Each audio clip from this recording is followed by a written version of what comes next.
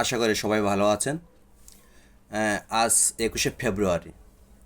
এটি আমাদের একটি তারিখ, একটি ইতিহাস এবং একটি আত্মত্যাগের গল্প। এটা আমরা সেই মানে আমার জন্ম থেকে বা আপনার জন্ম থেকে হয়তো জানছেন। এখন কিন্তু কখন, কিভাবে আর কী কারণে এলো এই দিনটি, চলুন আজ জানি ভাষা আন্দোলনের সম্পূর্ণ ইতিহাস। হ্যাঁ, কেন শুরু হলো বা কিভাবে শুরু হলো তার বিস্তারিত একটু আমাদের জানা উচিত। সেটা হলো 1947 সালে ভারত বিভক্ত হয়ে সৃষ্টি হয় দুটি রাষ্ট্র। আমরা জানি যে পুরো দেশটা আমাদের ছিল ভারত উপমহাদেশ। এই এই ভারতটা বিভক্ত হয়ে দুটো রাষ্ট্রের আমাদের জন্ম হয়। সেটা হলো ভারত এবং পাকিস্তান। এই দুটো রাষ্ট্রের আমাদের জন্ম হয়। তো তারপর কি হলো দেখি। পাকিস্তান ছিল দুই অংশে বিভক্ত, কিন্তু এর মধ্যে পাকিস্তান ছিল দুটি অংশে বিভক্ত। একটি ছিল পূর্ব পাকিস্তান, বর্তমান বাংলাদেশ, এবং অন্যটি পশ্চিম পাকিস্তান।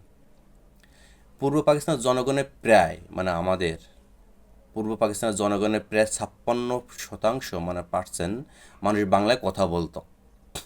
কিন্তু 1948 সালে পাকিস্তানের তৎকালীন গভর্নর জেনারেল মোহাম্মদ আলী জিন্নাহ ঘোষণা দেন উর্দুই হবে বাংলাদেশের একমাত্র রাষ্ট্রভাষা। এটা হচ্ছে আমাদের 1948 সালে এই ঘোষণাটা আসে। তৎকালীন গভর্নর ছিল মোহাম্মদ আলী জিন্নাহ। তিনি এই ঘোষণাটা দেন যে উর্দু হবে বাংলাদেশের পাকিস্তানের একমাত্র রাষ্ট্রভাষা। এতেই শুরু হয় প্রতিবাদ, কারণ সংখ্যাগরিষ্ঠ মানুষের ভাষা ছিল বাংলা।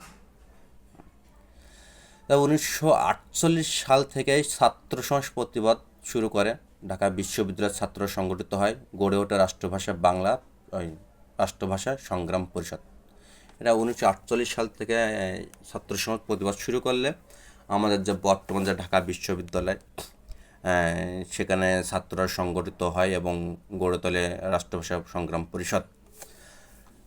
তারপরে কি বলে, 1952 সালের ফেব্রুয়ারিতে আন্দোলন তীব্র আকার ধারণ করে। 1952 সালে সরকার 21শে ফেব্রুয়ারি 144 ধারা জারি করে। 52 সালের 21শে ফেব্রুয়ারি সরকার তৎকালীন সরকার 144 ধারা জারি করে।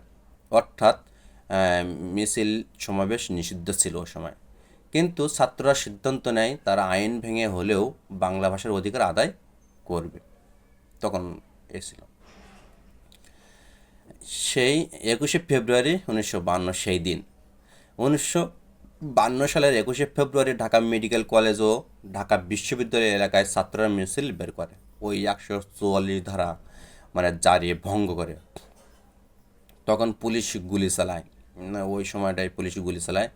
তখন কিছু ব্যক্তি আমাদের বীরশ্রেষ্ঠরা নিহত হয়। তারা হলেন শহীদ হন। তারা হলেন আব্দুস সালাম, রফিক উদ্দিন আহমেদ, আব্দুল বরকত, আব্দুল জব্বার এবং আরও অনেকে। তাদের আত্মত্যাগে পুরো দেশ জেগে ওঠে। তখন ফলাফল কী হয়? ফলাফল হয় তীব্র আন্দোলনের ফলে 1956 সালে পাকিস্তান সরকার বাংলা ভাষাকে রাষ্ট্রভাষা হিসেবে স্বীকৃতি দিতে বাধ্য হয়। কোথায়? 52 সালের আমাদের আন্দোলন শুরু হলে সে তারপরে 1956 সালে এসে আমাদের এটা স্বীকৃতি দেয়, বাংলা ভাষা রাষ্ট্রভাষা। এটাই ছিল ভাষা আন্দোলনের বিজয়। এটাই। এবার আন্তর্জাতিকভাবে যে স্বীকৃতিটা, সেটা কীভাবে আসলো? এই আত্মত্যাগ শুরু হয় বাংলাদেশের জন্য নয়। এই যে আত্মত্যাগটা করেছিল, এটা বাংলাদেশের জন্য নয়, এটা পুরো বিশ্বের জন্য উদাহরণ হয়ে দাঁড়ায়। 1999 সালের 17ই নভেম্বর ইউনেস্কো 21শে ফেব্রুয়ারিকে ঘোষণা করে আন্তর্জাতিক মাতৃভাষা দিবস হিসেবে। 1999 সালের 17ই নভেম্বর ইউনেস্কো 21শে ফেব্রুয়ারিকে ঘোষণা করে আন্তর্জাতিক মাতৃভাষা দিবস হিসেবে।